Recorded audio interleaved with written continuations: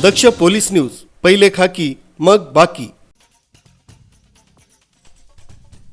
कृषी मंत्री माणिकराव कोकाटे यांच्या अडचणीत वाढ झाली आहे। माणिकराव कोकाटे यांच्यावर 1995 ते 97 या काळात सरकारच्या 10% कोट्यातून कमी उत्पन्न दाखवून घर घेतल्याचा आरोप करण्यात आला होता।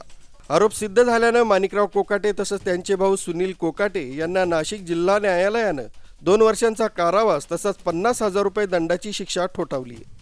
तत्कालीन अप्पर जिल्हाधिकारी यांनी चौकशी करून सरकारवाडा पोलीस ठाण्यात गुन्हा दाखल करण्यात आला होता। गेल्या अनेक वर्षांपासून नाशिक जिल्हा सत्र न्यायालयात सुनावणी सुरू होती।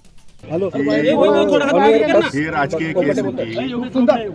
गेल्या 30 वर्षापूर्वी ही केस रजिस्टर झालेली आहे। त्यावेळेस दिगुळे साहेब राज्यमंत्री होते। माझं आणि दिगुळे साहेबांचं राजकीय वैर होतं आणि त्या वैरत्वापोटी त्यांनी सरकारला सांगून माझ्यावरती केस केलेली होती। त्या केसचा निकाल 30 वर्षानंतर आज पहिल्यांदा लागलेला आहे। मेहरबान न्यायालयाने त्यांचा निकाल सोडवलेला आहे। निकालपत्र हे मोठं आहे, 40 पानाचं आहे। मी अजून वाचलेलं नाही।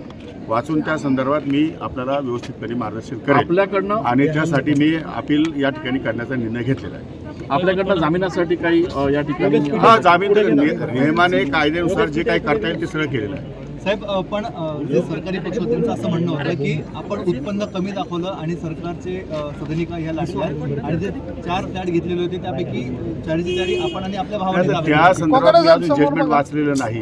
सरकार वकिलांचं काय म्हणणं ते मला माहिती नाही। मी जजमेंट वाचलेलं नाही आणि ते जजमेंट वाचलं की मी तुम्हाला त्याच्यावरती सविस्तर या ठिकाणी देऊ शकतो। पण आपल्या शिक्षेची जी आता हे सगळं प्रकरण समोर आल्यानंतर आता राजीनाम्याची मागणी देखील लगेच होऊ शकते ना। काय राजीनाम्याची मागणी होऊ शकते, पण त्यासाठी अपिलेट प्रोव्हिजन आहेत। राजकीय दृष्ट्या देशामध्ये अशा प्रकारचे अनेक निकाल झालेले आहेत आणि त्या दृष्टिकोनातून मी अपिलामध्ये जाणार आहे, हायकोर्टामध्ये जाणार आहे।